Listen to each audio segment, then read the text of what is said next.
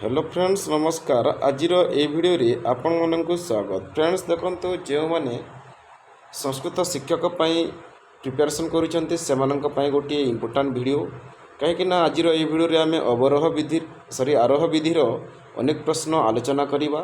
आरोह विधि आलोचना कर सारा पुणी अवरोह विधि आलोचना करवा।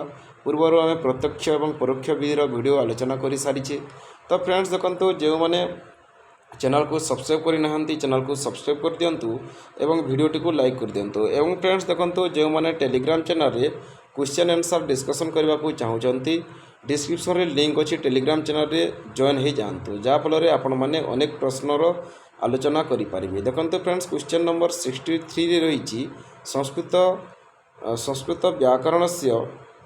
संस्कृत व्याकरण क्षेत्र सर्वोत्कृष्ट विधि भवति। संस्कृत व्याकरण क्षेत्र में सर्वोत्कृष्ट विधि केउटी अटे बोली पचारि। तो यही सीरीज रे वीडियो रे आपणकर समस्त क्वेश्चन आरोह विधि आसो बुझीगला। देखो यार ऑप्शन रही प्रत्यक्ष पद्धति, खर रही परोक्ष पद्धति, ग रे आरोह एवं घ रे अवरोह। तो यार सठिक उत्तर हूँ फ्रेंड्स देखो क्वेश्चन नंबर 63 ऑप्शन ग आरोह विधि। आरोह विधि संस्कृत क्षेत्रे संस्कृत शिक्षण क्षेत्र संस्कृत व्याकरण क्षेत्र सर्वोत्कृष्ट विधि बोली कहुई। क्वेश्चन नंबर 164 अयम विधि प्राचीन विधि होती क्यों विधि प्राचीन विधि अटे। तो यार सठिक उत्तर हूँ फ्रेंड देखो ऑप्शन ख रही आरोह विधि। आरोह विधि गोटे प्राचीन विधि अटे। क्वेश्चन नंबर 165 आगमन विधि प्रयोगानुसार भेद वर्तते। आगमन विधि प्रयोग अनुसार भेद किपरि रही देखु ऑप्शन रही प्रयोग पद्धति, ऑप्शन ख समवाय पद्धति, ऑप्शन ग उभौ, ऑप्शन घ न उभौ। तो यार सठिक उत्तर हूँ देखो क्वेश्चन नंबर 165 ऑप्शन ग उभौ। आगमन विधि प्रयोग अनुसार ताकू प्रयोग पद्धति कहुए समवाय पद्धति बोली कहुए। तो यार सठिक उत्तर रही ऑप्शन ग उभौ। तापर देखो क्वेश्चन नंबर 166 समवाय पद्धति अपर नाम अस्ति। समवाय पद्धतिर अपर नाम कौन? समवाय पद्धति क्या कहुए? तो देखो ऑप्शन रही समूह पद्धति, ऑप्शन ख रही सहयोग पद्धति, ऑप्शन ग रही उभौ, ऑप्शन घ रही नास्ति। तो यार सठिक उत्तर हूँ देखो ऑप्शन ग उभौ। समवाय पद्धति समूह पद्धति कहुए एवं सहयोग पद्धति बोली कहुए। क्वेश्चन नंबर 167 को देखा। क्वेश्चन नंबर 167 रही देखु सह क्रम सर्वविद्यानां धर्मस्य च इति कस्मिन् विधौ। बुझेगा प्रश्न को बुझंतु सह क्रम सर्वविद्यानां धर्मस्य च इति कस्मिन् विधौ। ऑप्शन क रही आरोह विधि, ऑप्शन ख अवरोह विधि, ऑप्शन ग प्रत्यक्ष विधि, ऑप्शन घ परोक्ष विधि। तो क्वेश्चन नंबर 167 आंसर होची ऑप्शन क आरोह विधि। आरोह विधि ही कहुए सह क्रम सर्वविद्यानां धर्मस्य च इति बोली यही विधि रे कहुए। क्वेश्चन नंबर 168 देखो आरोह विधि तृतीय सोपान किम अस्ति। आरोह विधिर तृतीय सोपान कौन अच्छी?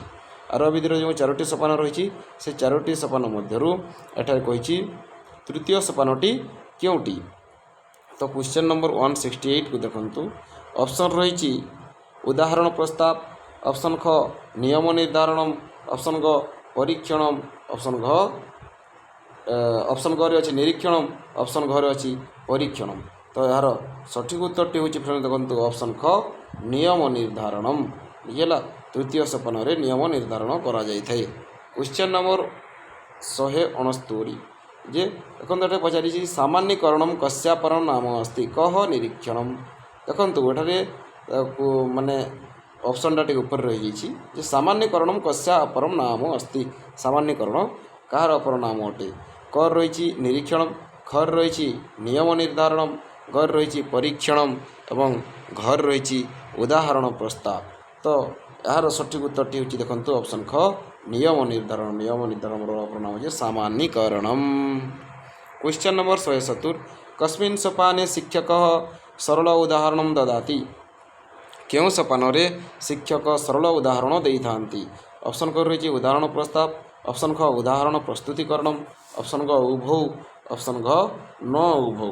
तो क्वेश्चन नंबर 170 ऑप्शन देखो ऑप्शन ग उभौ जे कस्मिन् सोपाने शिक्षक सरल उदाहरण ददाति उदाहरण प्रस्ताव बा उदाहरण प्रस्तुतिकरण यही सोपान शिक्षक सरल उदाहरण देइथांती। तापर देखंतु क्वेश्चन नंबर 171 कस्मिन् सोपाने उदाहरण से विश्लेषण भवति क्यों सोपान उदाहरण विश्लेषण होता है निरीक्षण नियम निर्धारण परीक्षण बा नास्ति। तो यार सठिक उत्तर हूँ देखो क्वेश्चन नंबर 171 ऑप्शन क निरीक्षण सोपान उदाहरण विश्लेषण होता है। तापर देखंतु क्वेश्चन नंबर 172 कस्मिन् सोपाने उदाहरण से तोलन भवति क्यों सोपान उदाहरण तोलन होता है। ऑप्शन क रही तुलना करा जाए ऑप्शन क रही निरीक्षण ऑप्शन क नियम निर्धारण ऑप्शन क परीक्षण ऑप्शन ग उदाहरण प्रस्ताव। तो यार सठिक उत्तर हूँ फ्रेंड्स देखो ऑप्शन क निरीक्षण सोपान उदाहरण तुलना करा जाए। तापर देखो क्वेश्चन नंबर 173 क्वेश्चन नंबर 173 रही आरोह विधि भवति आरोह विधि किपरि अटे देखो बाल केन्द्रित सक्रिय स्वयं एव अन्वेषण बा सर्वे अपि। तो क्वेश्चन नंबर 173 ऑप्शन देखो सर्वे अपि हे कहीं आरोह विधि को बाल केन्द्रित विधि कह जाए यहाँ सक्रिय विधि कह जाए यहाँ स्वयं एव अन्वेषण विधि कह जाए। तेणु यार सठिक उत्तर हूँ ऑप्शन क सर्वे अपि। तापर देखो क्वेश्चन नंबर 174 क्वेश्चन नंबर 174 रही कस्मिन् विधौ छात्राः पाठ्य विषय न विस्मरन्ति। देखो ऑप्शन रही आगमन ऑप्शन क रही निगमन ऑप्शन ग उभौ ऑप्शन ग न भौ। तो यार सठिक उत्तर हूँ ऑप्शन क आगमन विधि माने होछि कोन आपनकर आरोह विधि को आगमन विधि बोली कह जाए। क्वेश्चन नंबर 175 कस्मिन् विधौ छात्राः स्वयं एव उदाहरण अन्वेषण कुर्वति क्यों विधि रे छात्र उदाहरणर अन्वेषण निजे निजे करिथाय। ऑप्शन रही आगमनम निगमनम परोक्ष व्याकरण अनुवाद विधि।